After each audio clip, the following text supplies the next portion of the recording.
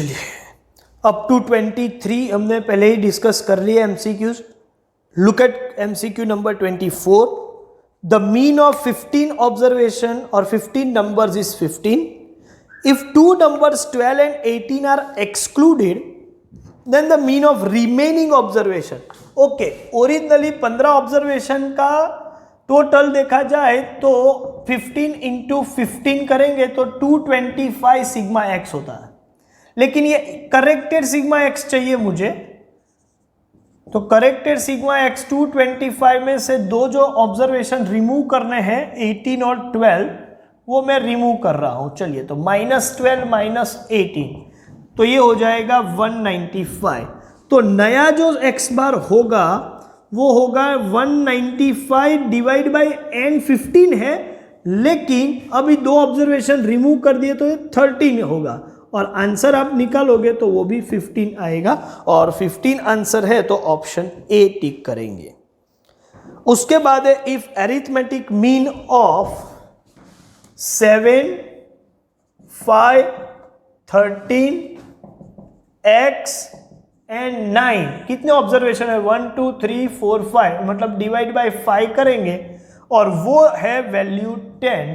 तो फिर x की वैल्यू क्या होगी? सिंपल सा टास्क है। 7 + 5 12, 12 + 13 25 + 9 ये हुआ 34 + x = 50, x = 16। तो x की वैल्यू क्या होगी 16 और वो है ऑप्शन डी। चलिए तो अप टू 25 डिस्कशन खत्म। 26 देखते हैं। A major of central tendency is considered to be good if it blank affected much by extreme observation. If it should be affected नहीं, if it should not be affected by extreme. तो option B जो है should not B वो आपका correct option है। Tick mark option B. 27 arithmetic mean of constant number मतलब एक ही number है, ठीक है, कांस्टेंट है तो वो कांस्टेंट इटसेल्फ ही आपका आंसर होगा। तो ऑलवेज ग्रेटर देन 0 ऐसा नहीं बोल सकते, ऑलवेज लेस देन वो भी नहीं बोल सकते। Number itself, yes number itself, तो ऑप्शन सी करेक्ट है। Each different value is considered only once तो उसको हम बोलते हैं सिंपल एवरेज।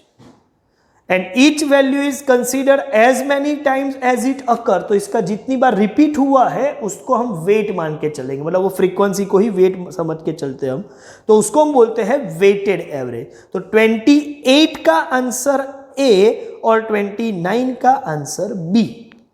30 देखते हैं। Which of the following is not a mathematical average? AM, GM, HM तो मैथमेटिकल है, मोड नहीं है तो आंसर होगा D. Which of the following is the average of position? Position मतलब मीडियन पोजिशनल एवरेज है। यस AM, GM नहीं है, नन का तो ऑप्शन ही नहीं, तो ऑप्शन बनेगा ए। 31 का answer A.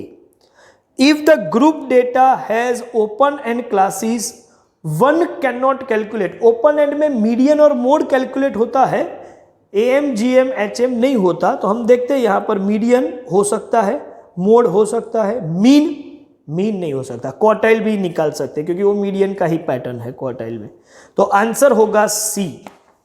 Arithmetic mean of first n natural number is always n + 1/2 अभी हमने डिस्कस किया था लास्ट वीडियो में, option A.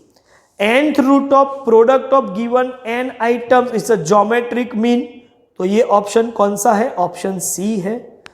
35 suitable average for finding out the average rate of increase of population per decade तो ये geometric mean हो गया, option C. Geometric mean of observation 4, 8, 16, 32, 64। Sir ये तो 5 हुए, फिफ्थ रूट कैसे निकालेंगे? कैलकुलेटर में तो आपने बोला था या 2 आएगा या 4 आएगा या 8, नहीं ये बराबर है, बात तो सही है, लेकिन ये सिंपल है, इसको कैलकुलेटर नहीं लेकिन मैन्युअली सॉल्व करेंगे। जैसे कि आपको ज्योमेट्रिक मीन निकालना है 5 ऑब्जर्वेशन का, मतलब फिफ्थ रूट ऑफ कौन सा 4, उसके बाद 8, 16, 32 एंड 64। यस, चलिए इसका ये मतलब है कि आप फिफ्थ रूट ऑफ, ये सभी 2 का तो पावर है ही, 2 square, 2 cube, 2 raise to 4, 2 raise to 5 and 2 raised to 6. Yes, so it is a fifth root of 2 plus 3 plus, आपको पता है बेस सेम हो तो पावर का एडिशन करते हैं, 2 plus 3 5 plus 4 9 plus 5 14 plus 6 मतलब 2 raised to 20। अच्छा, 2 raised to 20 जो है उसका फिफ्थ रूट, इसको मैं ऐसे लिख सकता हूं 2 रेज़ टू 20 और पावर 1/5, तो इसका मतलब 2 रेज़ टू 4 और ये आंसर आएगा 16। 20 इंटू 1/5, 5 4 ज़ा 20, तो ये 2 रेज़ टू 4, तो आंसर होगा 16। तो 16 ऑप्शन कौन सा है? ऑप्शन बी है। Next, for any set of observations which of the following is true. देखो ज्यादातर तो डिफरेंट ऑब्जर्वेशन होते तो X bar greater than G, लेकिन सेम ऑब्जर्वेशन हो तो X bar equal to G. In general मतलब एनी सेट के लिए बोला गया है तो एक्स बार ग्रेटर देन और इक्वल टू जी ऐसा बोल सकते हैं, और वो ऑप्शन है सी में। 38, which of the following measures cannot be obtained for the observation। Observation ध्यान से देखो तो 3 6 -1 2 0 1 5, नेगेटिव वैल्यू का जीएम नहीं निकाल सकते और 0 हो तो भी नहीं निकाल सकते।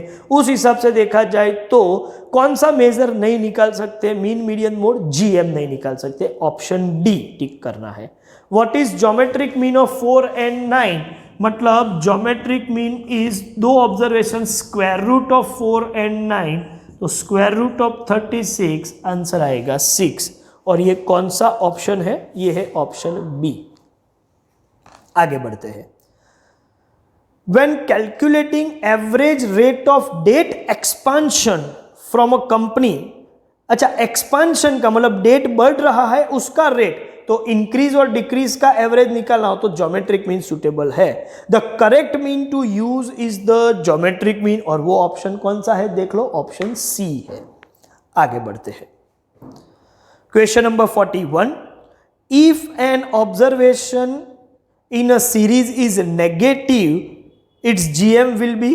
देखो भाई नेगेटिव हो सीरीज तो जीएम हम निकालते ही नहीं है, तो कैन नॉट डिफाइन, और ऐसा ऑप्शन है option B. 42, the value of middle most item when they are arrange in the order of magnitude, तो वो एग्जैक्ट मिडल में लोकेटेड आइटम को क्या बोलते हैं सर? मीडियन बोलते हैं। ऑप्शन देख लो, लास्ट ऑप्शन ऑप्शन डी है median. 43, which is the positional average? Median yes, mean नहीं, जीएम नहीं, एचएम नहीं, पोजिशनल एवरेज मीडियन है, option A. In case of an even number of observation which of the following is median? Even number हो तो दो middle value जो मिलेगी उसका एवरेज लेते हैं। Any of the two middle most नहीं, simple average of this two middle values yes, option B correct है। तो 44 का आंसर ऑप्शन बी है। चलिए आगे बढ़ते हैं। 45, what is the median for the following observation? 5 8 6 9 11, पहले अरेंज कर दे। लोएस्ट वैल्यू कौन सा है सर? 4 है, उसके बाद 5 है, उसके बाद 6 है, उसके बाद 8 है, उसके बाद 9 है और उसके बाद 11 है। तो 1 2 3 4 5 6 एग्जैक्ट मिडल में कौन सा है सर? 6 ऑब्जर्वेशन है यहाँ पर, एग्जैक्ट मिडल में 2 ऑब्जर्वेशन आ रहा है 6 and 8, तो हम क्या करेंगे सर? 6 + 8 डिवाइड बाई 2, मतलब आंसर आएगा 7। ये आपका मीडियन होगा। ऑप्शन 7 कहां पर है सर? ऑप्शन बी में है, तो ऑप्शन बी आपका करेक्ट आंसर। तो चलिए भाई 45 तक हमने यहां पर डिस्कस किया हुआ है, बाकी का डिस्कशन हम नेक्स्ट वीडियो लेक्चर में करेंगे। Thank you very much.